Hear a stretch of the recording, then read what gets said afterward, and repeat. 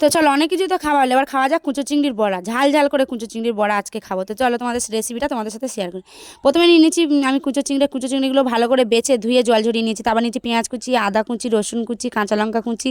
তারপর নিয়েছি নুন, হলুদ গুঁড়ো, লঙ্কার গুঁড়ো, কালো জিরে আর ঘরে যা সমস্ত মশলা যা কিছু ছিল সেগুলো সব কিছু দিয়ে দিয়েছি।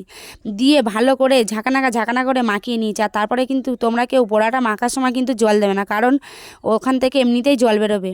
আর তারপরে দেখতে পাচ্ছ কালারটা কেমন হচ্ছে। আমি কিন্তু এরকম করে মাখিয়ে নিয়েছি, আর আমার মতো কিন্তু ঝাঁকানাকা করেই মাখিয়ে নেবে। আর তারপরে দিয়ে দিচ্ছি বেসন, আর বেসনটা দিয়েও ফেরে ঝাঁকানাকা করে মাখিয়ে নিচ্ছি। আর মাখানোর পরে দেখেছো কালারটা কেমন হয়েছে। আর তারপরে কড়াই দিয়ে দিয়েছি তেল। আর হ্যাঁ, কড়াই কিন্তু ধুমো ওঠার পরেই কিন্তু বড়াগুলো ভাজবে।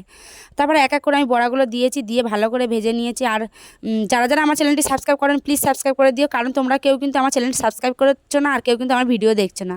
এরকম করলে কি ভালো লাগে ভিডিও করতে? তোমরা যত ভিডিও দেখবে তত তো আমার ভিডিও বানাতে ভালো লাগবে নাকি?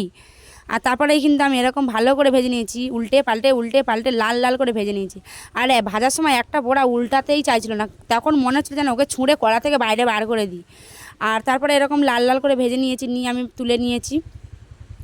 আর তোমরা কীরকম ভিডিও দেখতে চাও অবশ্যই আমাকে কমেন্ট করে কিন্তু জানিও, আমি সেরকম ভিডিও করার চেষ্টা করবো। আর তারপরে ভালো করে এখানে ভেজে নেওয়ার পরে এই দেখতে পাচ্ছ কেমন ও উল্টাতে চাইছে না, ওকে মনে হচ্ছে কান ধরে বার করে দিই কড়া থেকে। আর তারপরে ভাজার হয়ে যাওয়ার পরে সব তুলে নিয়েছি, নিয়ে প্লেটে আমি ভালো করে সাজিয়ে নিয়েছি সস দিয়ে, এবার জমিয়ে খাবো। আর ভিডিওটা কেমন লাগলো তোমরা কিন্তু অবশ্যই কমেন্ট করে জানিও।